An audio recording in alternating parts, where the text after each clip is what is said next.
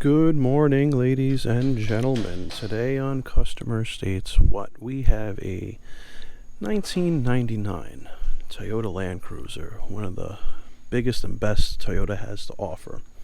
What we're doing today, well, we're doing the passenger bank valve cover gasket. Why are we only doing one passenger valve cover gasket or one gasket? Well, because that side's not leaking. That's why.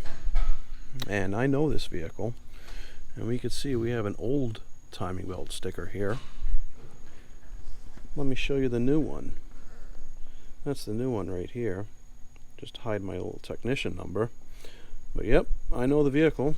I'm the one who did the timing belt, and we could see that the water pump is brand new. We did all the seals, we did the tensioner, the guides, we did all that stuff or there are no guides, excuse me. Tensioner, pulley, idler pulley, belt, seals. So, excuse me, but nevertheless, we're going to do that valve cover gasket. Let's get into this. Very good, ladies and gentlemen. We took the engine cover off. It were 410 millimeters. Then we took the air box out, and we had a number of air connections, as we could see right here. And we have all four coil packs removed, disconnected. Now we're going to have to at least maneuver the harness out of the way, and then we'll start to loosen up the valve cover assembly. Got all the hardware out. Now we're going to pry up on the valve cover gently and remove it. Here we have the valve cover all clean. We already removed two of the spark plug tube seals and installed two new ones.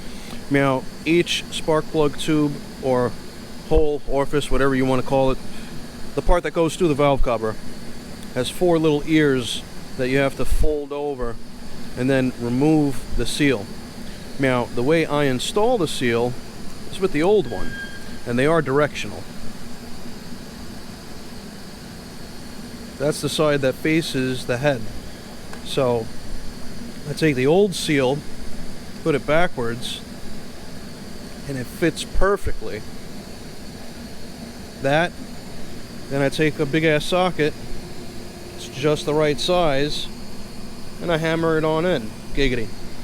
And we can see here, these are all flush where they gotta be. All we have to do here is bend the ears over, and that'll be finished.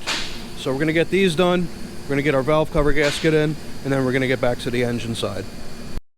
Tips and tricks, ladies and gentlemen. One of the things I like to do with valve cover gaskets, so the actual gasket stays adhered to the valve cover when I'm installing it, I install just a little bit of Toyota fibbage. It's pretty much the packing sealing that we use to reseal oil pans and timing covers and whatnot. So I put just a little bit, push the gasket on so it stays in place, so I can maneuver the whole entire valve cover going back into the engine. And there's also spots on the head that I have to put a little bit of fibbage on according to the manual. Remember, ladies and gentlemen, RTFM, read the freaking manual. Here we are at the engine side. Our surfaces have been cleaned. Fibbage or sealant goes here, and there's two half moons back there that we did replace, and we used fibbage to seal it, but we also put a little bit of fibbage across that back area. Very good. Fibbage is installed along that seam. This corner right here, I put a light smear here, and we have some in this seam right here as well, right there. So now we're going to get it on.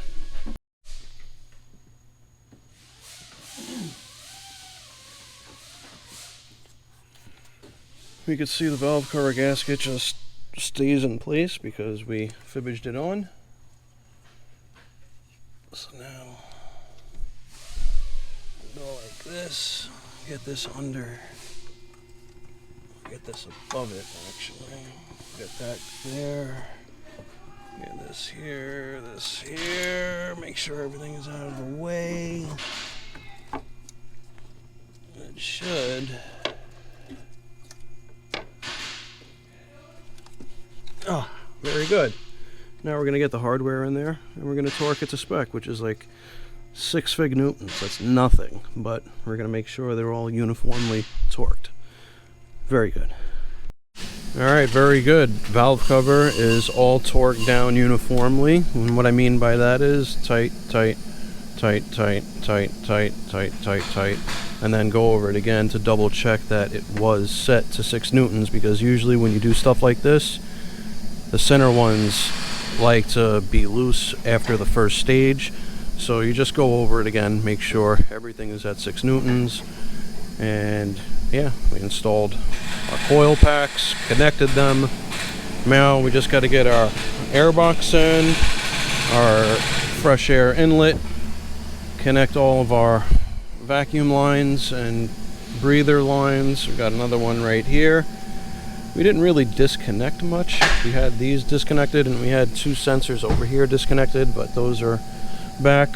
Mounting to the harness is back where it belongs. Alright, pretty much done with this. Very good. Alright, very good, ladies and gentlemen. We got the air intake on. We have a 10mm mount there. We have a 10mm back there. We had the 10mm hose clamp here. We had the 10mm hose clamp there at the throttle body. We were able to reinstall this. This guy is going to go right there. Very good. Mass airflow sensor is connected. Airbox head. 1 bolt there. 1 bolt there. And 1 bolt right there, and then we were able to remove it, so we put it back. Now all we have left is to put the engine cover back on and start the vehicle. Very good, ladies and gentlemen. If you don't know what to do yet, please like, subscribe, hit that bell notification for further content.